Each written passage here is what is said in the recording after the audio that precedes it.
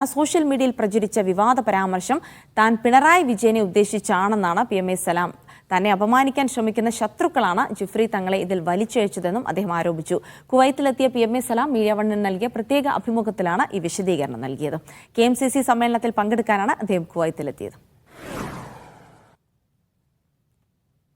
അപമാനിച്ചു എന്നാരാ പറഞ്ഞത്? ഇതാണ് നേരത്തെ ഉണ്ടായിക്കൊണ്ടിരിക്കുന്ന സംഭവം. എന്തു പറഞ്ഞാലും അത് ബഹുമാനപ്പെട്ട ജിഫ്രി തങ്ങളെ അപമാനിച്ചു എന്ന് വരുത്തി തീർക്കുക. ഞാനെന്താ പറഞ്ഞത്? പാലക്കാട്ട് വിജയിച്ച സ്ഥാനാർത്ഥിയെ അനുഗ്രഹിച്ചത് സയ്യിദ് സാദിഖ് അലി ശിഹാബ് തങ്ങളാണ്.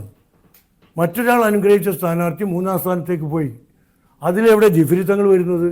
3-ാം സ്ഥാനത്ത് പോയ സ്ഥാനാർത്ഥിയെ അനുഗ്രഹിച്ചത് പിണറായി വിജയനാണ്. അതല്ലേ ഞാൻ ഉദ്ദേശിച്ചത്. അത് ഞാൻ ഉദ്ദേശിച്ചതല്ലാത്ത കാര്യങ്ങൾ മറ്റുള്ളവർ ഉദ്ദേശിച്ചിട്ട് എൻ്റെ തലയിൽ കെട്ടിവെച്ചാൽ ഞാൻ ഉത്തരവാദിയാവും. ഇതാണ് നേരത്തെ മുതൽ ഈ വിഭാഗം നടത്തിക്കൊണ്ടിരിക്കുന്നത്. ഞാൻ ഉദ്ദേശിച്ച് ഷെറിൻ കോൺഗ്രസിൽ നിന്ന് വിട്ടുപോന്നപ്പോൾ അയാളെ തലയിൽ കൈവച്ച് അനുഗ്രഹിച്ച ആരാ? ആ അനുഗ്രഹിച്ച ആളെയാണ് ഞാൻ പറഞ്ഞത്. അത് സഖാവ് പിണറായി വിജയനാണ് എന്ന് എല്ലാ മാലോകർക്കും അറിയാം. അതിലേക്ക് ജിഫ്രി തങ്ങളെ വലിച്ചയക്കുന്നത് സത്യത്തിൽ അദ്ദേഹത്തിൻ്റെ ശത്രുക്കൾ തന്നെയാണ്.